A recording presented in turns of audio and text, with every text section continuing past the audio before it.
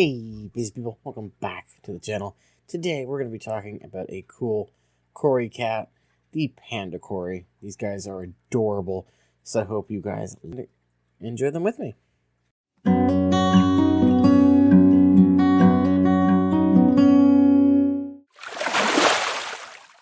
The Panda Cory, or panda catfish, Latin name is Corydoras panda. Now it's probably one of the easiest Latin names I've ever had to say.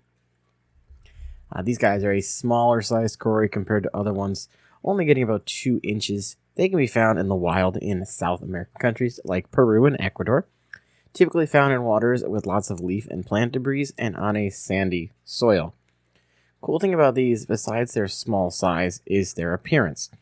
They're a fish. It's got that Cory shape, but it does look like a panda, with them having a paler body with black spotches throughout them in various patterns. I've heard several people say that these are also more susceptible than others to illness and other complications from bad water conditions. So just to be safe, I would make sure you're keeping up with your maintenance and clean water if you're going to be keeping these fish.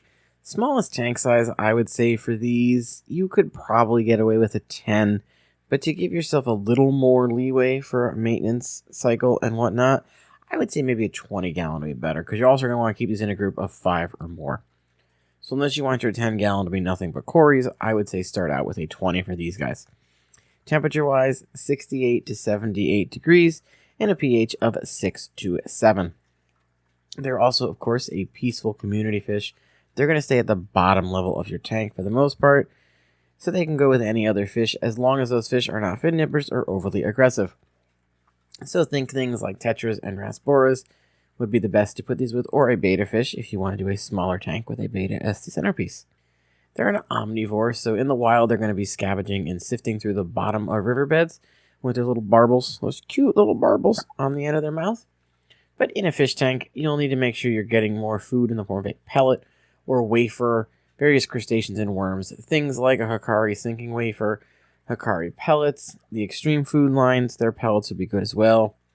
You could throw in the Hikari freeze-dried foods as well, but those will take a little longer to get to the bottom of your tank.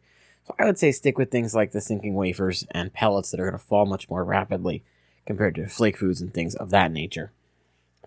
Just keep an eye on your pandas. Make sure you're checking for any changes in behavior, things like being lethargic or loss of appetite or a swelling in the fish, spots, fin damage. All these can be signs of illness in your fish. If you do find that that's happening, do a water change, get your water clean, and just keep an observation on them to make sure that they're getting better. Now, these fish are a wonderful addition to smaller tanks that you want to have something at the bottom level that's not just your standard bottom feeding fish. But given their slight more tendency compared to other Cory cats to require you to be more on top of your maintenance, I'm only going to be able to go ahead and give these guys an 8.5. Mainly because they're an adorable little fish that I think everybody should keep at some point. And I want to give a big thank you to Miss Maria Z for giving me the footage of Panda Corys here. So thank you very much, Maria Z. As always, if you enjoyed the video and you find yourself coming back on the regular, make sure you hit that subscribe button, leave a comment down below, let me know your experience with Cory pandas, and of course, hit that like button, and I will see you guys in the next video.